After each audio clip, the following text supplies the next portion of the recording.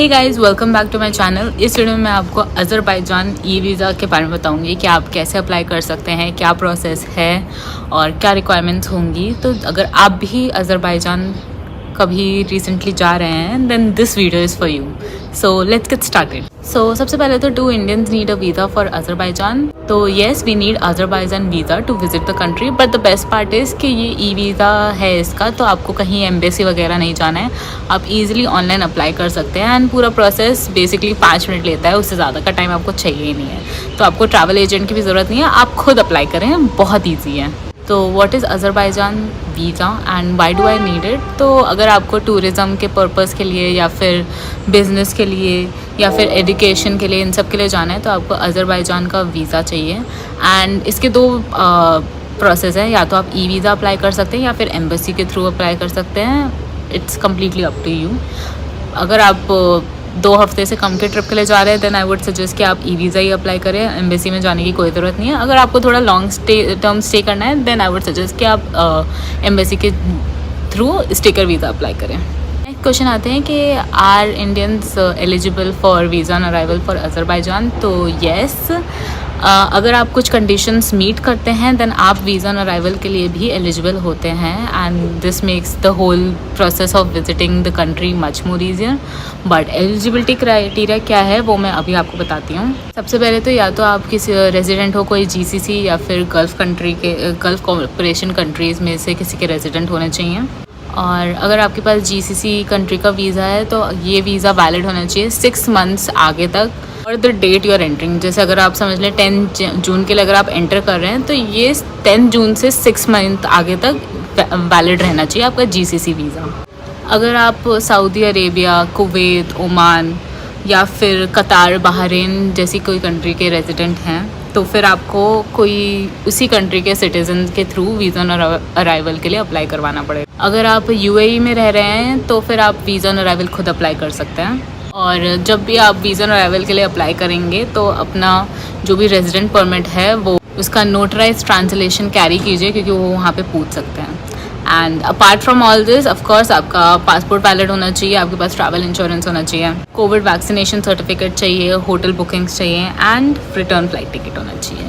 But yes, अगर आपकी ये सब है तो आप वीज़ा ऑन अराइवल के लिए एलिजिबल हैं एंड आपको अप्लाई करने की ज़रूरत नहीं है। But personally I would suggest कि ई वीज़ा सबसे ईजी प्रोसेस है, तो आप ई वीज़ा अप्लाई करके चले जाइए। अब अज़रबैजान वीज़ा फ़ी पे आते हैं तो ये डिफ़र करती है डिपेंडिंग ऑन कि आप कैसा टाइप का वीज़ा अप्लाई करें, ई वीज़ा है या स्टिकर वीज़ा है और कितने टाइम के लिए, सिंगल एंट्री, मल्टीपल एंट्री और ड्यूरेशन क्या अप्लाई करें उसके हिसाब से। एंड पेमेंट मेथड तो बहुत सारे एक्सेप्टेड हैं डिपेंडिंग आप अगेन कैसे अप्लाई कर रहे हैं। ई वीज़ा में आप वीज़ा और मास्टर कार्ड यूज़ कर सकते हैं पेमेंट के लिए, फिर आप यूनियन पे भी यूज़ कर सकते हैं। और अगर आप एम्बेसी के थ्रू कर रहे हैं तो आप कैश नहीं पे कर सकते हैं, आपको बैंक ट्रांसफ़र करना पड़ेगा। बैंक का डिटेल्स उनकी वेबसाइट पे मिल जाएगा, मैं वेबसाइट का लिंक नीचे अटैच कर दूँगी।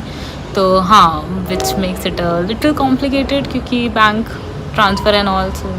अब वीज़ा फ़ी पे वापस आते हैं तो अगर आपको अज़रबैजान वीज़ा चाहिए सिंगल एंट्री के लिए, एम्बेसी पे कॉस्ट करेगा ये आपको 20 USD which comes around approximately 1600 INR। Multiple entry visa apply कर रहे हैं एम्बेसी पे तो वो कॉस्ट करेगा आपको 350 USD which will come around 28,000 INR। आप ट्रांजिट वीज़ा अप्लाई कर रहे हैं एम्बेसी पे तो वो कॉस्ट करेगा आपको 20 USD, अगेन 1600 INR। आप वीज़ा ऑन अराइवल के लिए अप्लाई कर रहे हैं तो 26 USD का पड़ेगा जो अराउंड आपको 2000 INR के पड़ेगा।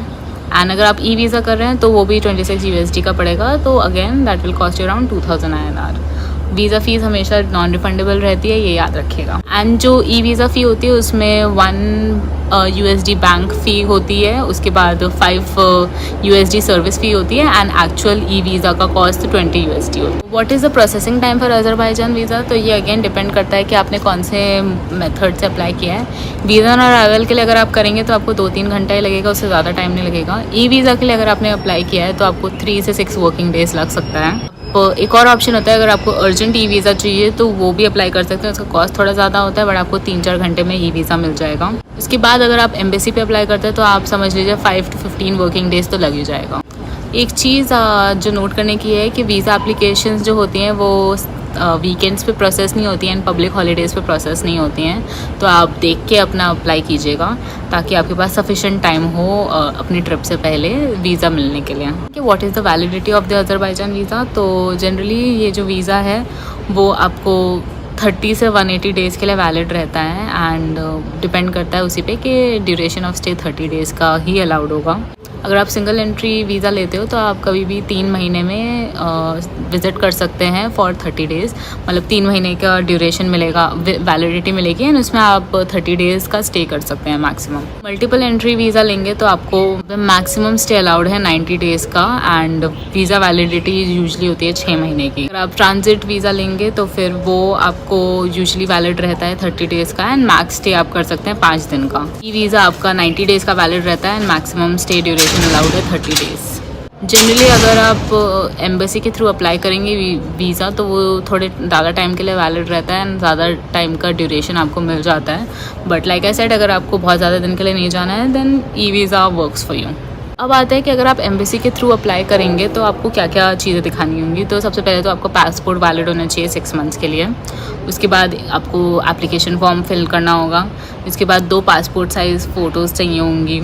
आपको रिटर्न फ़्लाइट्स दिखानी होंगी एंड आपको अकोमोडेशन बुकिंग दिखानी होंगी, होटल बुकिंग वगैरह जो भी है सब कुछ। उसके अलावा आपको सफिशेंट फ़ंड्स दिखाने होंगे अपने बैंक अकाउंट में।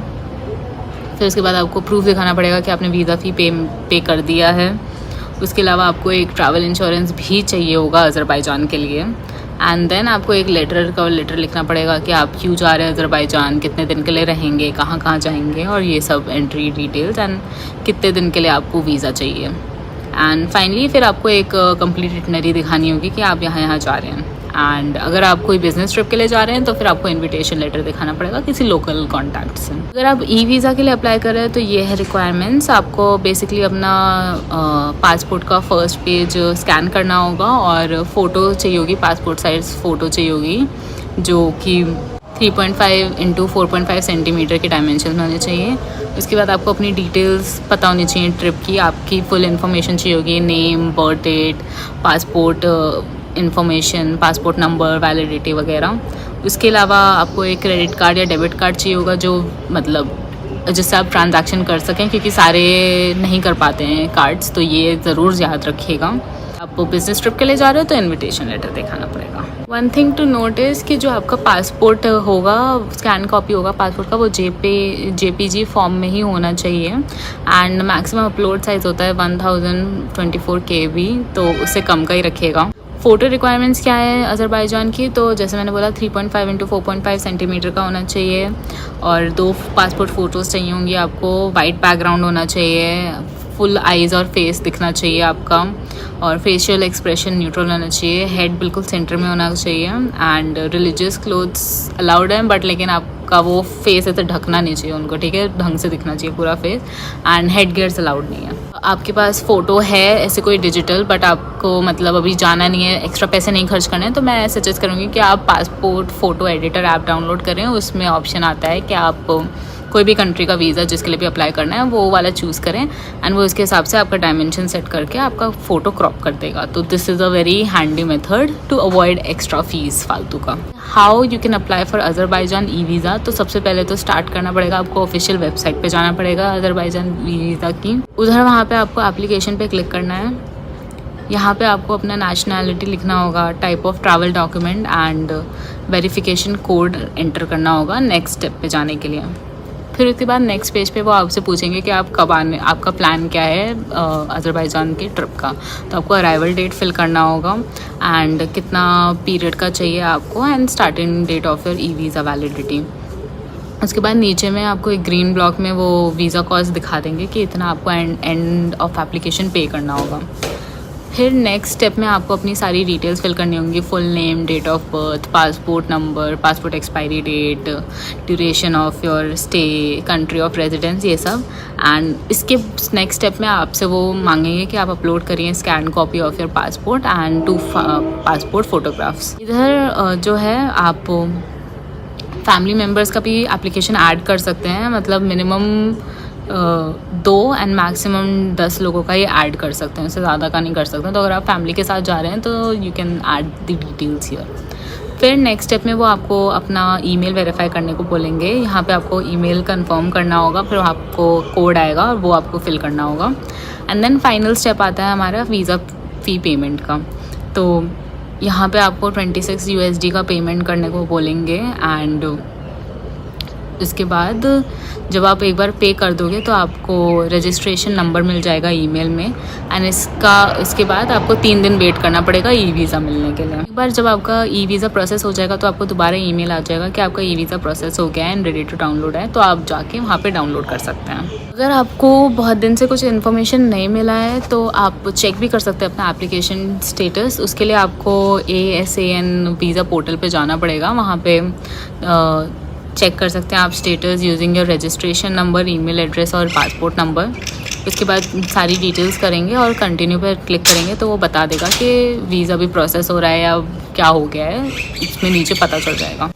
अगर आपको एम्बेसी के थ्रू अप्लाई करना है तो ये याद रखिएगा कि इंडियन सिटीजन्स के लिए एम्बेसी सिर्फ न्यू दिल्ली में है, अज़रबैजान की। आप वहीं पे जाके अप्लाई कर सकते हैं और आप ये एप्लीकेशन ईमेल के थ्रू या फिर किसी थर्ड पर्सन के थ्रू नहीं अप्लाई कर सकते हैं। आपको खुद ही जाके सबमिट करना होगा या फिर आपको कोई ऑथराइज एजेंट चाहिए होगा जिसको आपने पावर ऑफ अटर्नी दी है सबमिट करने के लिए।